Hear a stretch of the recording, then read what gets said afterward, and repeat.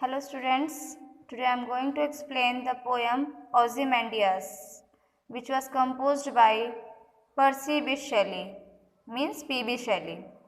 बेटा ये जो पोएम है इसमें पी.बी. शैली ने एक किंग के बारे में डिस्क्राइब किया गया है जो कि इजिप्ट के हैं। उन्हीं के बारे में पूरा डिस्क्रिप्शन इसमें दिया गया है और ये बताया गया है कि उनकी स्टैचू के बारे में डिस्क्राइब किया गया है जो कि कहाँ पर है, इजिप्ट में है। तो चलिए अभी हम देखते हैं। हमारी जो फर्स्ट लाइन है वो है I met a traveller from an antique land who said two vast and trunkless legs of stone. तो इसमें जो पोएट है वो क्या कहते हैं, आई मेट ए ट्रेवलर, कि मैं एक ट्रेवलर से मिला, फ्रॉम एन एंटिक लैंड, जो कहाँ से था, एक एंटिक लैंड यानी बहुत ही एंशियंट लैंड, प्राचीन जगह से था।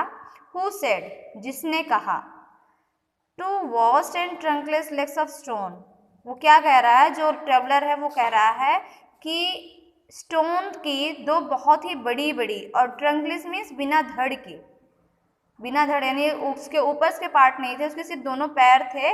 वो कहाँ पर थे, स्टैंड इन द डिजर्ट, जो कि रेगिस्तान में खड़े हुए थे।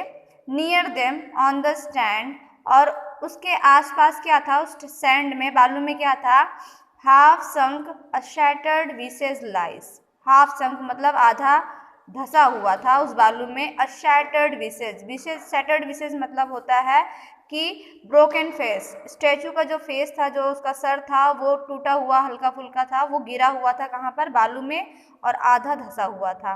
Whose frown and wrinkled lip and sneer of cold command. Whose frown, frown मतलब बहुत ही एंग्री, गुस्से में, जिसका फेस पे जो एक्सप्रेशन था वो फ्राउनी था।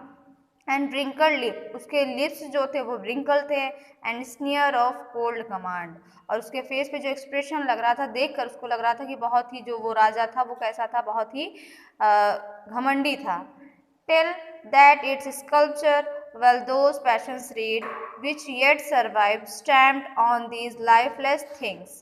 तो ये जो ट्रैवलर है वो बता रहा है हमें कि उस स्टैचू को जिसने बनाया, स्कल्पचर मतलब होता है स्टैचू बनाने वाला, मूर्ति बनाने वाला, तो उस स्टैचू को जिसने बताया, उसने इस तरीके से उसको बनाया था कि उसके फेस के एक्सप्रेशन को देख करके हम बता सकते थे कि वो किंग जो था वो कैसा था। इजिप्ट का जो किंग था उसका सिर्फ फेस के एक्सप्रेशंस को पढ़ करके मूर्ति को इस तरीके से बनाया गया था कि उसके सिर्फ चेहरे के एक्सप्रेशंस को देख करके हम बता सकते थे राजा कैसा था, बहुत ही घमंडी था, केयरलेस था।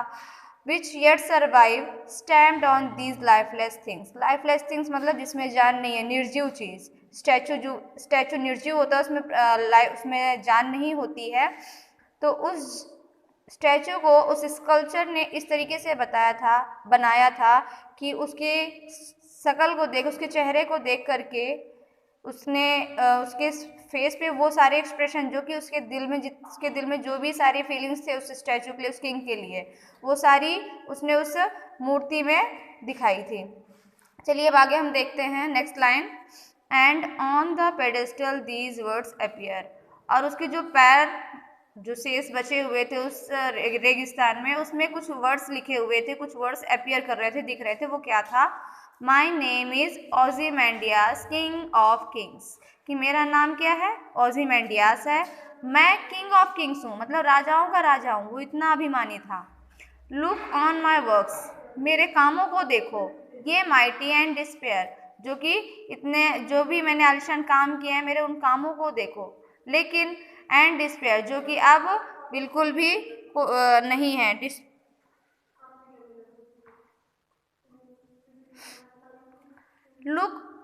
Nothing beside remains round the decay.